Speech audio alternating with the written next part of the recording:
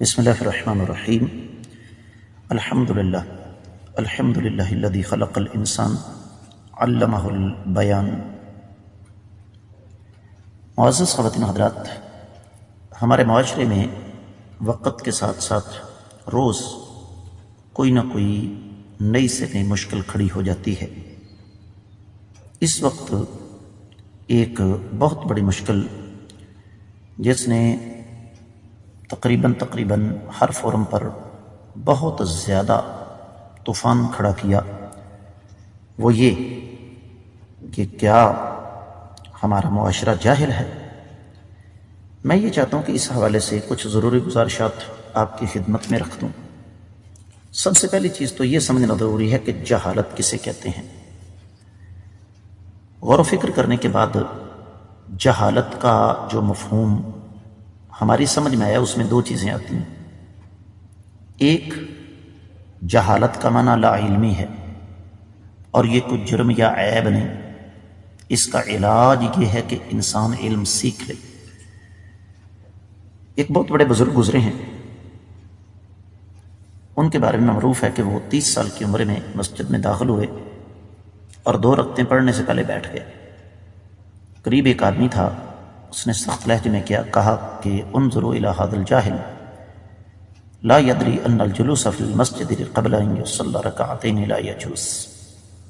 اس جاہل آدمی کو دیکھو، اس کو یہ بھی نہیں پتا کہ مسجد میں 2 رکعتیں پڑھنے سے پہلے بیٹھنا جائز نہیں ہے۔ یہ بات سن کر اس آدمی پر اتنا اثر ہوا کہ اس نے 30 سال کی عمر میں علم حاصل کرنا شروع کیا، اور کم و بیش اگلے 60 سال تک وہ آدمی زندہ رہا، اور اس دوران اس نے سینکڑوں کتابیں لکھیں جو آج بھی اہل علم اپنے اپنے اداروں میں اپنی اور طلباء کی علمی تشنگی بجھانے کے لیے پڑھتے پڑھاتے ہیں۔ تو اگر جہالت کو اس ضمن میں لیا جائے، اس مفہوم میں لیا جائے، تو یہ جرم نہیں، بشرطے کہ انسان اس کا علاج کرے۔ دوسری چیز، جہالت کا تعلق علم کے ساتھ نہیں، جہالت کا تعلق ذہنیت کے ساتھ ہے۔ اور بدقسمتی کی انتہا دیکھیں کہ یہ جہالت ہماری اکثریت کے اندر موجود ہے، جس کا سب سے بڑا ثبوت کیا ہے کہ ہم آج بھی ہر اس شخص کے گلے پڑنے کی کوشش کرتے ہیں جو ہمیں کوئی مثبت بات سمجھانے کی کوشش کرتا ہے۔ سب کی بات نہیں کرتا، لیکن اکثریت کی صورتحال یہی ہے۔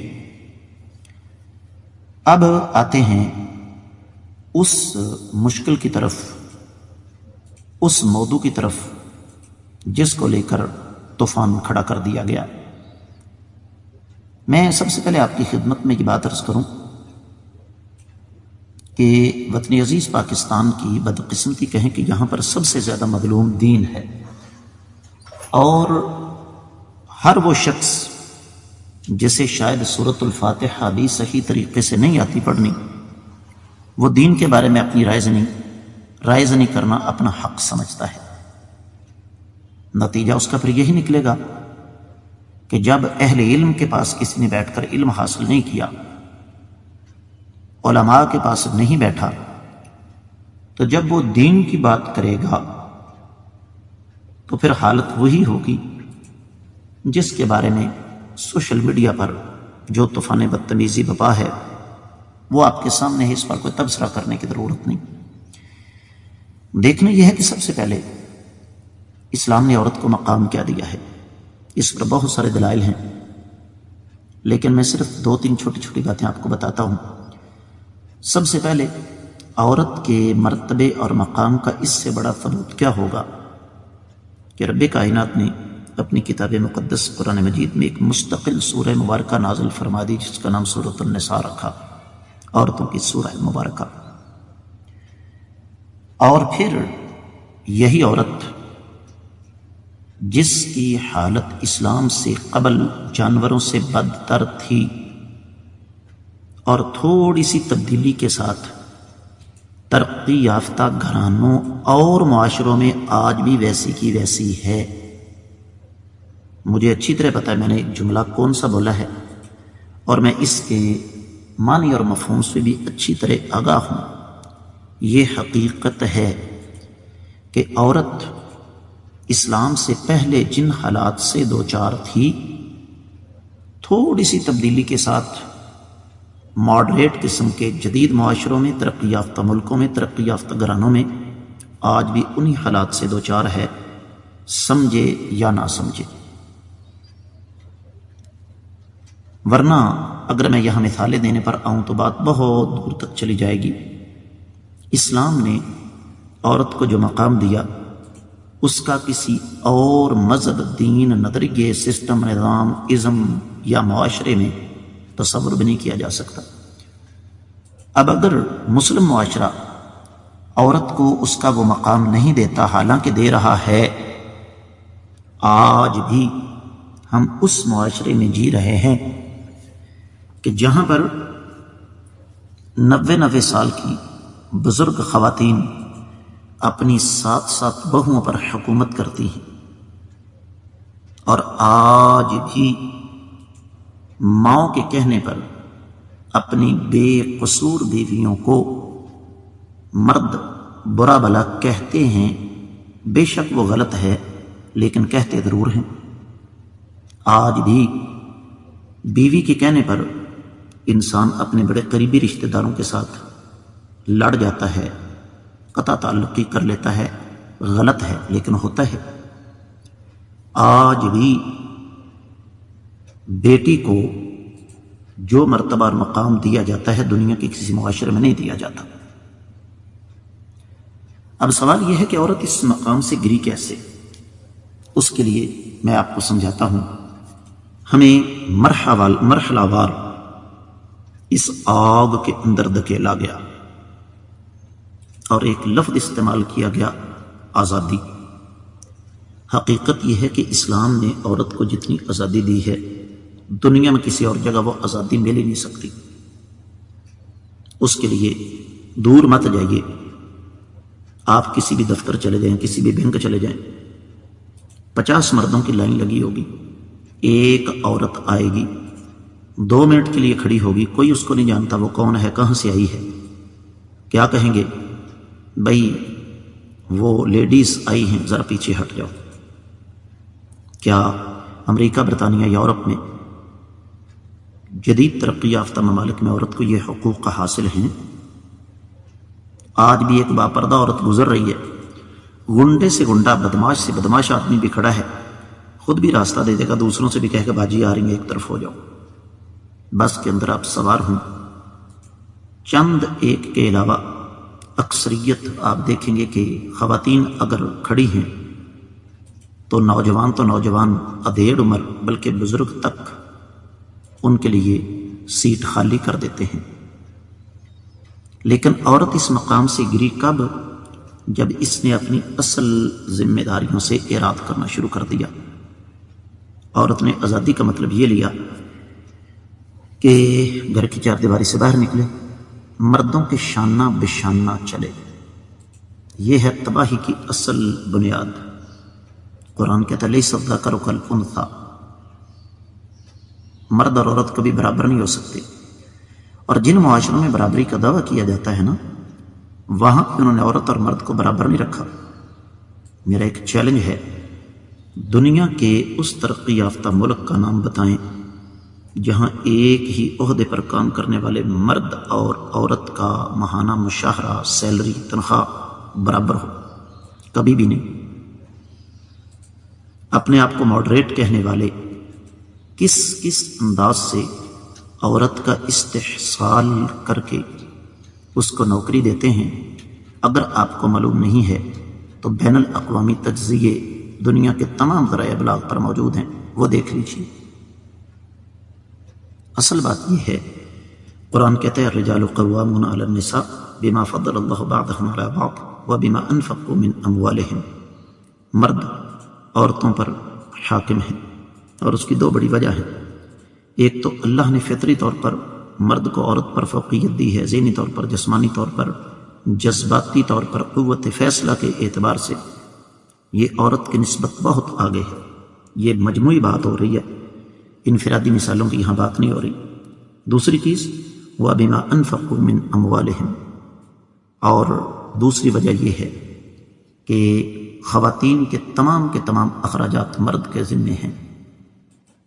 جائیے ترقی یافتہ ممالک میں کسی بھی ورکنگ وومن سے پوچھ لیجئے کہ اگر آپ کو گھر کی چار دیواری کے اندر بٹھا کر آپ کا شوہر آپ کے تمام اخراجات پورے کرے تو کیسا رہے گا؟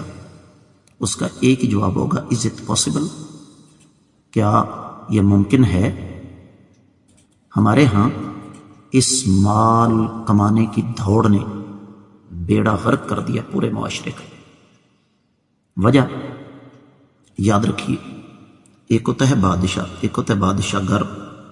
بادشاہ سے زیادہ بادشاہ گر کی اہمیت ہوتی ہے۔ جب عورت نے بادشاہ گری کا کام کرنا چھوڑ دیا تو پھر معاشرہ بنجر ہو گیا، افراد نہیں ہجوم پیدا ہوا۔ اس لیے کہ یہ بات اچھی طرح ذہن نشین کر لیجئے کہ انسان ہو یا جانور، تربیت کرنا یہ فیمیل جاب ہے۔ آپ نے آج تک کسی بھینسے کے پیچھے اس کے بچے کو نہیں دیکھا ہوگا، کسی بیل کے پیچھے اس کے بچے کو نہیں دیکھا ہوگا۔ آپ نے آج تک کسی چڑے کو دانہ دن کا لا کر بچوں کو کھلاتے ہوئے نہیں دیکھا ہوگا۔ آپ نے آج تک کبھی کسی کتے کے پیچھے پلوں کو نہیں دیکھا ہوگا۔ وجہ کہ تربیت بنیادی طور پر کام ہی ماں کا ہے، اور جب آج کی ماں نے یہ کام کرنا چھوڑا تو پھر معاشرہ تباہی اور بربادی کی طرف چل پڑا۔ میں مثال آپ کو دوں گا کہ تاریخ کے جو بڑے بڑے نام ہیں، چاہے وہ ان کا تعلق عسکری میدان کے ساتھ ہو، چاہے ان کا تعلق علمی میدان کے ساتھ ہو، بات معروف ہے کہ ہر کامیاب کے پیچھے مرد کا ہاتھ، ہر کامیاب مرد کے پیچھے ایک عورت کا ہاتھ ہوتا ہے۔ اور کیسی عجیب و غریب بات ہے کہ یہ بات کہنے والے عورت کو مرد کے پیچھے سے ہٹا رہے ہیں۔ یہ جتنے بڑے بڑے نام ہیں، جیسے صلاح الدین ایوبی، محمد بن قاسم محمود غزنوی، دوسری طرف آ جائیے ابن تیمیہ، ابن قیم، امام بخاری، دیگر مشاہیر ہیں ہمارے۔ آپ کو یہ سن کر حیرت ہوگی کہ ان میں اکثریت یتیم تھی، اور ان کو اس مقام تک پہنچانے میں بنیادی کردار ماؤں نے ادا کیا۔ آج ہمیں کوئی صلاح الدین ایوبی نظر نہیں آتا، آج کوئی ابن قاسم نظر نہیں آتا، آج صلاح الدین ایوبی، آج محمود غزنوی ہمیں نہیں ملتے۔ آج ہمیں کوئی ٹیپو سلطان کیوں نہیں ملتا؟ آج کیوں ہماری یہ کھیتیاں بنجر ہو چکی ہیں؟ وجہ یہ ہے کہ جن کھیتیوں سے یہ فصل اگنا تھی، آج وہ کھیتیاں ویران ہیں۔ وہ خواتین جن کی کوکھوں سے ایسے عظیم لوگ جنم لیتے تھے، انہوں نے آج اپنی ذمہ داریوں کو چھوڑ دیا۔ نتیجہ، ہم قوم نہیں، ہجوم ہیں۔ ہماری نئی نسل تربیت یافتہ نہیں، تباہ شدہ ہے۔ اور اس کا ایک اور نتیجہ، اپنی نئی نسل کو دیکھ لیجیے۔ ایک وقت تھا گھروں سے مائیں یہ تربیت دیتی تھیں کہ بیٹا کبھی کسی بڑے سے آنکھ ملا کے بات نہیں کرنی، اونچی آواز سے بات نہیں کرنی، بدتمیزی نہیں کرنی۔ یہ سبق مائیں دیا کرتی تھیں۔ آج ماؤں کو اس بات سے غرض ہی نہیں۔ نتیجہ، آج جنریشن گیپ بڑھ رہی ہے۔ بڑوں اور نوجوانوں کے درمیان فاصلے کیوں بڑھ رہے ہیں؟ پہلے تو ایسا نہیں تھا۔ اور کیا ایسا کیوں نہیں تھا کہ پہلے تربیت مائیں کیا کرتی تھی؟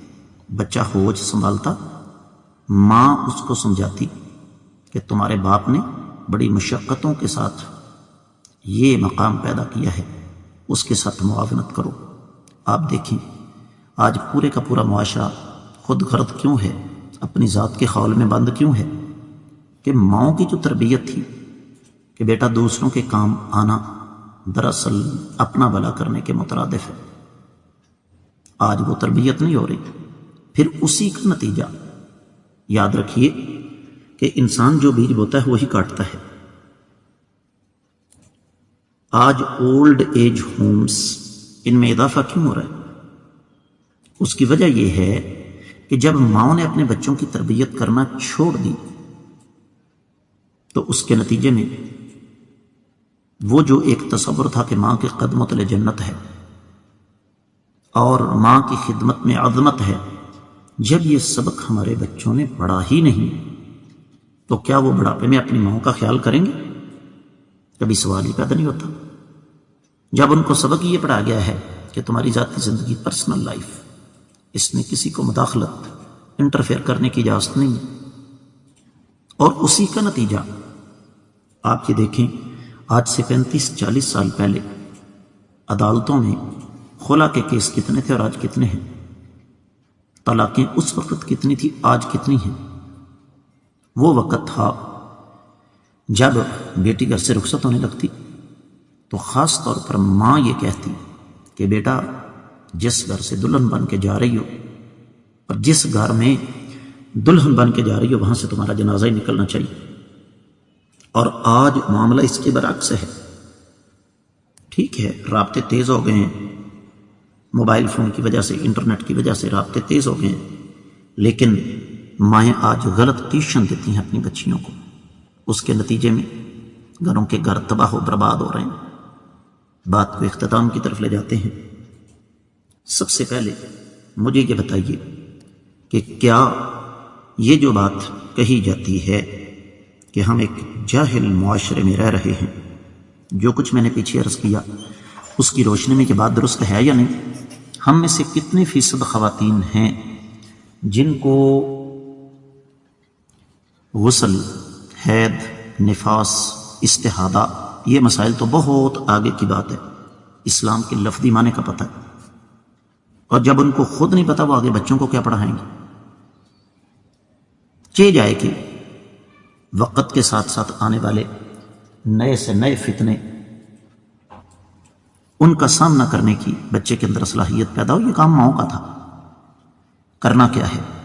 سب سے پہلا کام، اس خول سے باہر نکلیں کہ میں تو غلطی کر ہی نہیں سکتی۔